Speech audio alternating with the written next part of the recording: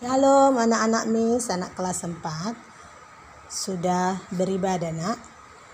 Sudah siap-siap mau belajar ya? Ayo kita buka tematik kita halaman 30, pembelajaran 6, yaitu menilai sifat tokoh dalam cerita.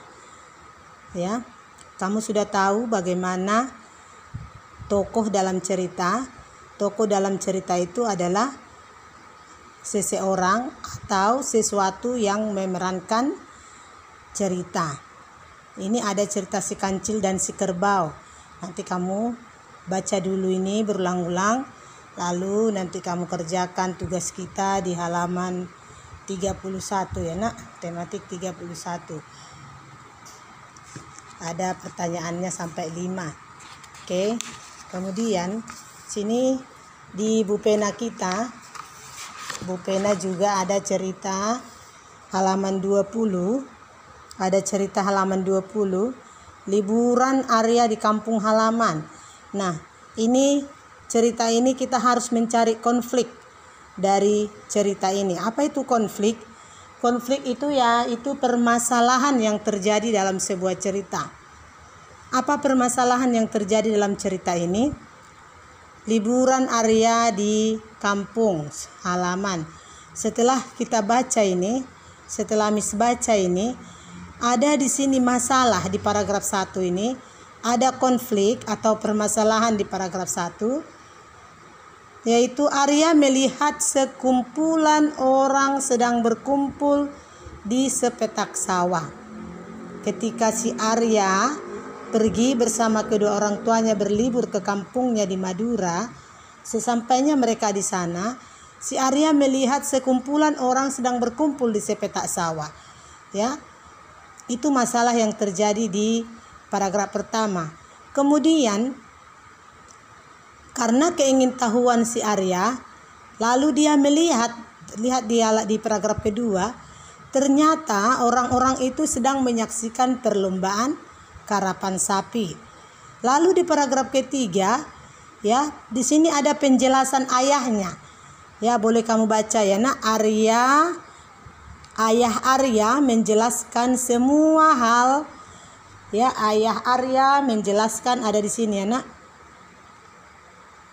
Ayah Arya menjelaskan semua hal tentang karapan sapi. Di paragraf ketiga ini ada penjelasan ayahnya. Nah, ini dia. Karapan sapi ini merupakan sebuah perlombaan. Ayahnya menjelaskan ya. Di paragraf 4 juga, perlombaan karapan sapi diawali dengan mengarak sapi-sapi. Nah, di paragraf kelima juga ada penjelasan ayahnya bahwa perlombaan karapan sapi ini cukup menarik perhatian. Jadi yang mau kita tahu, yang mau kita lihat di sini adalah apa konflik dalam cerita tersebut.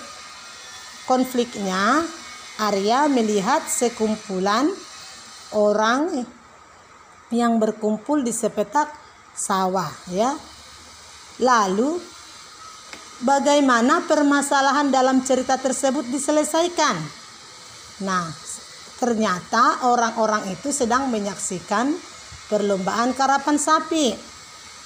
Kemudian si ayahnya si Arya menjelaskan, ya, ayah Arya menjelaskan karapan sapi ini merupakan sebuah perlombaan yang biasanya diselenggarakan oleh masyarakat Madura. Kemudian perlombaan karapan sapi diawali dengan mengarak sapi-sapi. Perlombaan karapan sapi cukup menarik perhatian. Itulah permasalahan, itulah jawaban permasalahan atau konflik dalam cerita. Di sini ada 3 pertanyaan halaman 21 bupena. Nanti kamu kerjakan ya nak. Ya, nanti kamu lihat di sini bagaimanakah perilaku dari tiap tokoh cerita. Kamu tahu kan tokoh ceritanya ini yaitu orang-orang yang memerankan sebuah cerita. Sini ada orang-orang yang memerankan sebuah cerita, yaitu Arya dan bersama kedua orang tuanya. Si Arya itu bagaimana sikapnya, perilakunya, yaitu dia memiliki sifat ingin tahu, ya. Sikap perilaku si Arya itu dia memiliki sikap ingin tahu bagaimana perilaku ayahnya. Ayahnya memiliki sikap peduli kepada anaknya. Makanya dia menceritakan tentang karapan sapi kepada anaknya. Lalu apa konflik yang diceritakan di cerita ini, nak? Konfliknya Arya melihat sekumpulan orang yang sedang berkumpul di sepetak sawah. Itu konfliknya, ya nak. Itu masalahnya. Oke, baru kita lihat lagi kembali ke tematik. Halaman 32. Tematik halaman 32. Mengaitkan sikap dalam cerita dengan nilai-nilai Pancasila. Kemarin kita sudah belajar tentang 3 kegiatan ekonomi, ya nak. Kegiatan produksi, distribusi, dan konsumsi. Distribusi itu penyalur atau menyalurkan. Produksi itu adalah penghasil. Produksi itu kegiatan yang menghasilkan suatu barang. Kegiatan yang menghasilkan suatu barang, ini dia. Nih, yaitu mereka sedang menjahit baju, ya. Ini adalah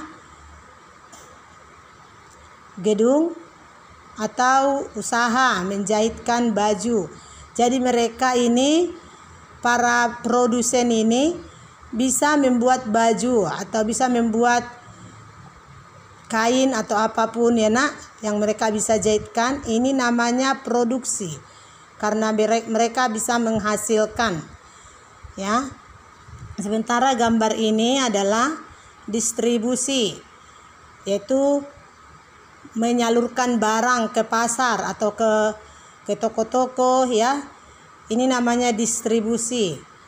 Kalau gambar yang di bawah ini pekerjaan di bidang jasa. Ini ada bapak tentara, ya, atau polisi, ya. Ini mereka bekerja di bidang jasa. Mereka tidak menjual barang, tapi mereka itu bekerja dengan pengabdian, ya nak. Mereka tidak menjual barang, kan.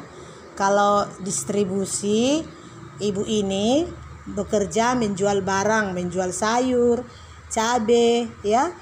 Tapi kalau yang gambar polisi adalah bekerja di bidang jasa. Kemudian ini dokter, ya. Dokter juga bekerja di bidang jasa. Mereka itu bekerja dengan pengabdian. Seperti apa lagi yang bekerja di bidang jasa, nak? Guru, ya, kurir yang mengantar-ngantar barang itu, ya, itu bekerja di bidang jasa. Kurir, ya, mereka tidak berjualan, kan, menjual barang. Atau pembantu, asisten rumah tangga, itu juga bekerja di bidang jasa. Masih banyak lagi, ya nak. Oke, baru kita lihat di halaman 33. Halaman 33, coba kita amati gambar ABCD ini, ya. Ini juga bekerja di bidang jasa, ya. Amati gambar berikut, diskusikan bersama teman sebelah mengenai bentuk pengabdian pada gambar berikut. Apakah pengabdian yang dilakukan tokoh pada gambar sesuai dengan nilai Pancasila? Kamu belajar sendiri, ya nak, di rumah, ya, tidak usah sama teman sekolah. Oke. Apakah pengabdian yang dilakukan tokoh pada gambar ini sesuai dengan nilai Pancasila? Kalau guru mengajar sesuai enggak dengan nilai Pancasila, nak? Sesuai, ya. Yaitu mengajar dengan pengabdian, mengajar anak-anak muridnya dengan senang hati, ya, mengajar dengan jujur, ya, mengajar dengan ikhlas. Itu sesuai dengan nilai-nilai Pancasila. Kalau ini ada pelajar, kalau pelajar pengabdiannya sesuai dengan nilai Pancasila, nak? Sesuai, karena dia mau belajar keras, ya, belajar dengan jujur, dia mau menuntut ilmu. Itu sesuai dengan nilai-nilai Pancasila. Dokter kecil, Ya, dokter kecil juga itu sesuai dengan nilai-nilai Pancasila. Dia mau meniru para dokter, dia mau bercita-cita menjadi dokter yang baik, yang mau merawat pasiennya dengan baik. Pegawai swasta juga termasuk pengabdian yang sesuai dengan nilai-nilai Pancasila. Kalau dia bekerja dengan jujur ya. Nah, sekarang kita lihat nomor 6. Amati gambar berikut bagaimana sikap yang dimiliki oleh para tokoh pada setiap gambar. Apa manfaat menerapkan sikap tersebut? Lihat dulu apa manfaat menerapkan sikap ini, menyaksikan pertunjukan budaya. Ya. Kalau kita mau menyaksikan pertunjukan budaya, berarti kita memiliki sikap yang mau menjaga, melestarikan budaya kita. Kita harus mencintai budaya Indonesia. Berarti ini adalah termasuk juga nilai-nilai Pancasila ya nak.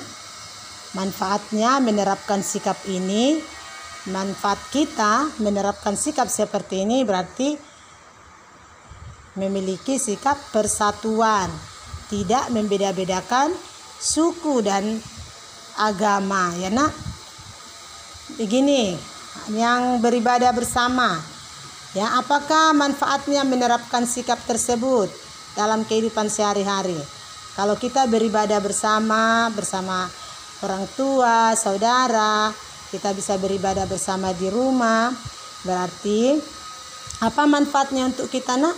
Kita bisa menjalin persatuan, di rumah kita memiliki hidup yang rukun ya, itu manfaatnya. Oke, nanti kamu kerjakan ini anak, kamu kerjakan halaman 32 ini ya, halaman 32 ini ya. Ada pertanyaannya. Mulai dari nomor 3 saja ya nak, halaman 32 nomor 3. Halaman 32 tematik. Mulai dari nomor 3 ya nak. Jelaskan bentuk pengabdian tokoh pada gambar berikut. Nih pengabdiannya ini. Ini tadi produksi kan? Apa bentuk pengabdian mereka ini nak? Apa bentuk pengabdian dari ibu ini yang bekerja sebagai penjual atau pedagang ini? Apa bentuk pengabdian dari C, polisi, tentara? Apa bentuk pengabdian dari para dokter ini? Nanti kamu tulis di buku tulismu ya sayang. Kemudian nomor 4, apakah sikap mereka sudah sesuai dengan nilai Pancasila? Pasti sesuai ya. Oke. Nah, nomor 5 dan nomor 6 dikerjakan juga. Oke, sampai di situ. Lalu ayo berlatih halaman 35. Halaman 35, ayo berlatih anak. Oke, kerjakan tugasnya dengan semangat. Jangan malas ya sayang. Salam sehat, Tuhan Yesus memberkatimu.